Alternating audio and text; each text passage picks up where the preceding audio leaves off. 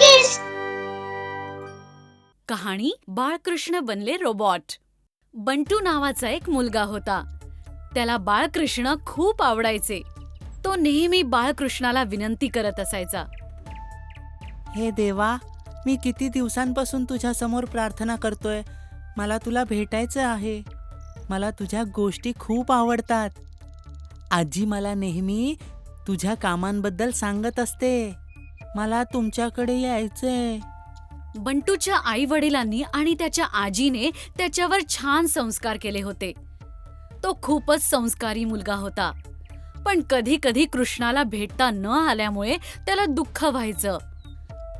बंटू बेटा, जर मनात विश्वास पक्का असेल तर एक दिवशी बाळकृष्ण तुला नक्कीच भेटायला येतील. बस तुझा विश्वास असाच ठेव हं. ते तुझ्यावर नक्कीच प्रसन्न होतील. बघच तू. हॅलो बंटू, तुझा वाढदिवस येतोय ना, म्हणूनच मी तुला एक मोठं गिफ्ट पाठवतोय. तुला ते खूप आवडेल. धन्यवाद काका, पण मला ना बाळकृष्णाचं खेळणं हवं होतं. पण तुम्ही जे काही पाठवलंय ते मी नक्कीच स्वीकारेन. धन्यवाद. काकांचा फोन ठेवून बंटू पुन्हा आजीकडे गोष्ट ऐकायला जातो. आजीच्या गोष्टींचा बंटूवर खोलवर परिणाम झाला होता. काही दिवसात घरात एक पार्सल पोहोचतं. अरे, हे नक्कीच काकांनी पाठवलं असेल. बंटू ते पार्सल उघडतो. त्यात एक भला मोठा रोबॉट असतो. हॅलो बंटू, कसा आहेस? मी तुझा मित्र आहे. मला तुझा मित्र बनवशील? असं म्हणून रोबॉट स्वतःचा हात पुढे करतो आणि बंटूही त्याच्याशी हात मिळवतो. अरे, तू तर बोलणारा रोबोट आहेस. तू तर माझ्यासारखीच भाषा बोलतो. काही क्षणासाठी तर मला वाटलं की मी एक स्वप्नच बघत आहे. मी आत्ता आजीला जाऊन सांगतो. नको बंटू, थांब. कोणालाही काहीही सांगू नकोस, नाहीतर आपली मैत्री तुटेल. हॅलो रोबोट, तुला बालकृष्णासारखी बासरी वाजवता येते का? तेवढ्यात रोबॉट बासरी काढून खूप छान धून वाजवू लागतो. बंटू त्याच्या धूनमध्ये हरवून जातो आणि डोळे मिटून घेतो. जसा तो डोळे मिटतो त्याला भास होतो की तो वृंदावनमध्ये पोहोचला आहे. तिथे कृष्ण आणि त्याचे मित्र बंटू सोबत खेळतात. मग बासरी वाजणं थांबून जातं. कशी वाटली माझी बासरी? खूप छान होती. पण तू थांबलास का? मी तर वृंदावनला पोहोचलो होतो. मी तिथे कृष्णाला पाहिलं, मधूला पाहिलं, सुदामालाही पाहिलं आणि राधालाही पाहिलं. किती सुंदर गाव होतं. झरे, पक्षी तिथून उडून जात होते. माता यशोदा लोणी बनवत होती. अरे हो, लोण्यावरून आठवलं, मला खूप जोरात भूक लागलीये. मला लोणी खायला हवंय.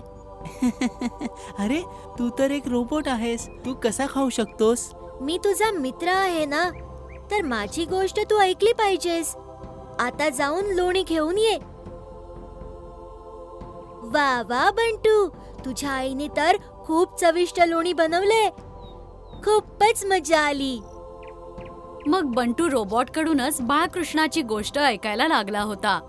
दोघे मिळून YouTubeवर बालकृष्णाची मालिका पाहतात. दोघं मिळून बाळकृष्णाची पुस्तकं वाचतात. बंटूला खुश पाहून रोबॉटला खूप आनंद होतो. बाळकृष्णाची एक गोष्ट वाचता वाचता बंटू झोपून जातो आणि बाळकृष्ण बनलेल्या रोबॉटला माता यशोदा बोलावते. मला माफ कर बंटू, मला जावं लागेल. वृंदावनामध्ये सगळे माझी वाट पाहतायत. जर मी नाही गेलो तर मला आई ओरडेल. मी जातो हा आता. अरे मित्रा, तू तू काही बोलत का नाहीयेस? बंटू त्या रोबॉटचं स्विच दाबतो, पण तो सामान्य खेळण्यासारखा हलायला लागतो. एका सामान्य रोबॉट सारखा चालतो. बंटूला रोबॉटच्या आवाजावरून काही कळत नाही. तुला काय झालंय मित्रा? तू माझ्याशी बोलत का नाहीस? काय झालं तुला? माझ्यावर रागवला आहेस का? बंटूला रोबॉटचा आवाज समजत नाही. सामान्य रोबॉटला पाहून बंटू उदास होऊन जातो. त्याला कळतच नाही की हे असं कसं झालं. हळूहळू तो आजीकडे जाणं सुद्धा बंद करतो. स्वतःच्या खोलीत स्वतःला कोंडून घेतो. बंटूचे आई बाबा आणि त्याची आजी त्याला खूप समजावतात, पण कुणाला कळतच नाही की त्याला काय झालंय. हे बालकृष्ण, तू मला तुझ्यासारखाच एक मित्र पाठवला होतास रोबोटच्या रूपात, पण तोही माझ्यापासून लांब जात आहे. मला तुझ्या चांगल्या चांगल्या गोष्टी ऐकवत होता. त्याने मला तुझं वृंदावनही दाखवलं होतं. मी तुझ्यावर खूप नाराज आहे. मी त्याची मैत्री निभावण्यासाठी कोणाला काहीच सांगितलं नव्हतं. त्या रात्री बंटू काहीही न खाता पिता रडत रडत झोपून जातो आणि त्याच्या स्वप्नात बाळकृष्ण येतात. बंटू, हे काय केलंस तू? तू तर खाणं पिणं सुद्धा सोडून दिलंस. जशी तुझ्या आई बाबांना तुझी गरज आहे, तशीच आई यशोदाला आणि संपूर्ण वृंदावनालाही माझी गरज आहे. मला तर जावं लागणारच होतं, म्हणून मी गेलो. पण बालकृष्णा, तू तर मला भेटायला आलाच नाहीस. मग रोबोटची गोष्ट तुला कशी काय माहीत? तुझ्या भक्तीवर प्रसन्न होऊन मी तुझ्या भेटीला आलो होतो. तुझ्यासोबत लोणी खाल्लं, जेवण जेवलो, गोष्टी ऐकल्या. तुला वृंदावनात सुद्धा घेऊन गेलो होतो. मला काहीच समजलं नाही. तू ज्या रोबोट सोबत खेळत होतास, ज्याला तो तुझा मित्र म्हणत होतास, तो मीच होतो. मी तुझ्या भक्तीवर प्रसन्न होऊन तुझ्या काकांनी दिलेल्या रोबोटच्या रूपात आलो होतो. पण बालकृष्णा, तुम्ही इतके दिवस माझ्यासोबत राहिलात, मला आनंद दिलात, माझ्या इच्छा पूर्ण केल्यात, पण मला न सांगता तुम्ही इथून निघून गेलात. मी तुमच्यावर नाराज आहे. मला वाटलं होतं की हा एक जादूचा रोबोट आहे, तुम्ही माझे मित्र झालात, पण मी तर तुम्हाला ओळखलंच नाही. आज मी तुम्हाला वचन देतो की मी कधीही रागवणार नाही. माझ्या आई बाबा आजीला कधीच दुखवणार नाही. फक्त एकदा येऊन मला तुमचं रूप दाखवा. रूप तर मी तुला दाखवलं होतं. मी तुला वृंदावनातही नेलं होतं. तू माझ्या सगळ्या मित्रांना भेटला होतास. तिथे तू मला पाहिलं होतंस. नाही बाळकृष्णा, ते तर तुम्ही मला फिरायला घेऊन गेला होतात. फक्त एकदा तुमचं दर्शन देऊन जा. मी काहीही हट्ट करणार नाही. मी समजेन की रोबोटच्या रूपात तुम्ही माझ्या सोबतच आहात. माझे काही भक्त खूपच हट्टी असतात आणि त्यांच्या हट्टापुढे मला नतमस्तक व्हावंच लागतं. काळजी नको करूस, मी लवकरच तुझ्या भेटीला पुन्हा येईन.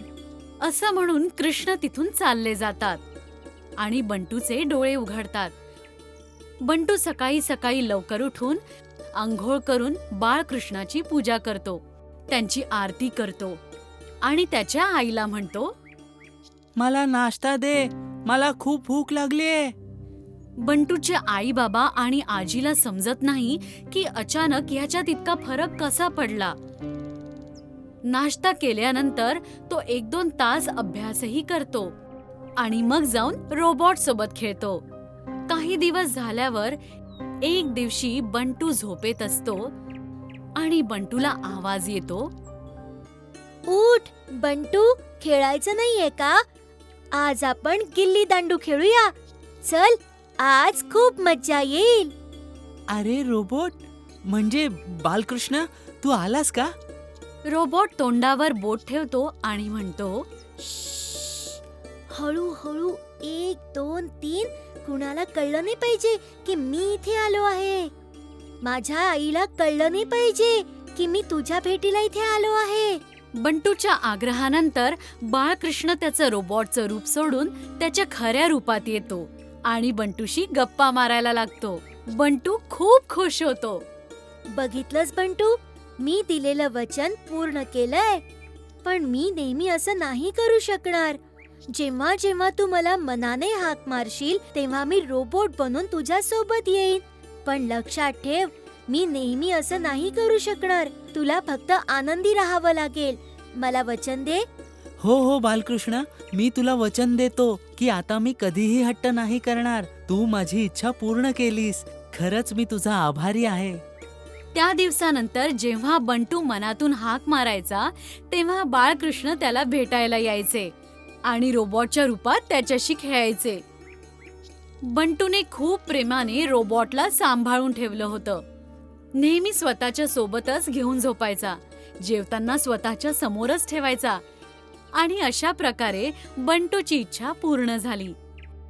या गोष्टीतून आपल्याला धडा मिळतो की जर आपण एखाद्याची मनापासून आठवण काढली आणि त्याला भेटण्याची इच्छा असेल, मग ते देव जरी असतील, ते आपल्याला नक्कीच भेटतात. फक्त आपला विश्वास खरा असावा.